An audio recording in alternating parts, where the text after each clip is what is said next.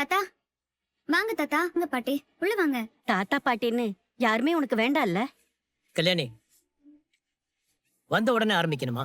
இல்லங்க, இவன் பாட்டுக்கு நீங்க யாரும் வேண்டான்னு சொல்லிட்டு வந்துட்டான். நம்மளால அங்க நிம்மதியா இருக்க முடிஞ்சுதா? கல்யாணி, நான் அங்க இருந்து வரும்போதே சொல்லித்தானே கூட்டிட்டு வந்தேன். அப்புறம் இங்க வந்தது இப்படி ஆரம்பிச்சேன்னா எப்படி? எவ்வளவு பெரிய விஷயத்த நீங்க 2 பேரும் எங்கிட்ட மறைச்சிருக்கீங்க. ஏமா, இதெல்லாம் மறைக்கிற விஷயமா? ஏன் காவேரி? நல்லா கேளுங்க ஐயா. விஷயம் தெரிஞ்சதுல இருந்து சாரதா புலம்பிக்கிட்டே இருக்கா. 2 பேரும் தெரிஞ்சே மறைச்சு நம்ம எல்லாருக்குமே சங்கடத்தால கொடுத்துட்டாங்க. என்ன காரணமா வேணா இருக்கட்டும், நீ மாசமா இருக்கேன்னு ஒரு வார்த்தை சொல்லிருந்தா நான் உன்னை விஜய் கிட்ட இருந்து பிரிச்சு வைக்கணும்னு யோசிச்சிருப்பனா? கல்யாணி, ஒரு நிமிஷம் அமைதியா தான் இருங்க. நீங்க இருங்க.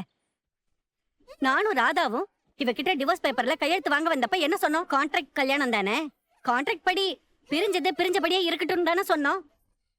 ஆனா அதை தாண்டி நீங்க இப்படி ஒரு வாழ்க்கை வாழ்ந்தீங்கன்னு எங்களுக்கு எப்படி தெரியும்? கதையால பிரச்சனை வருதுங்கிறதையும் நான் பெருசுபடுத்தி தான் பேசினேன், இல்லன்னு சொல்லல. ஏன்னா அதுவும் உண்மைதானே. எப்படி பார்த்தாலும் இது ஒத்து வராத கல்யாணமா இருக்கேன்னு யோசிச்சுதான் டிவோர்ஸ் பண்ணி வச்சிடலாங்கிற முடிவையே நாங்க எடுத்தோம். விஜய் விட்டு விலக அவ்வளோ தயங்குனதும் அதுக்கு காரணம் பணமா இருக்கும்னு நினைச்சுதான் நாங்க வார்த்தையை விட்டோம். உன் வயித்துல குழந்தை இருக்குன்னு சொல்லியிருந்தா நாங்க ஏன் அதெல்லாம் யோசிக்க போறோம்?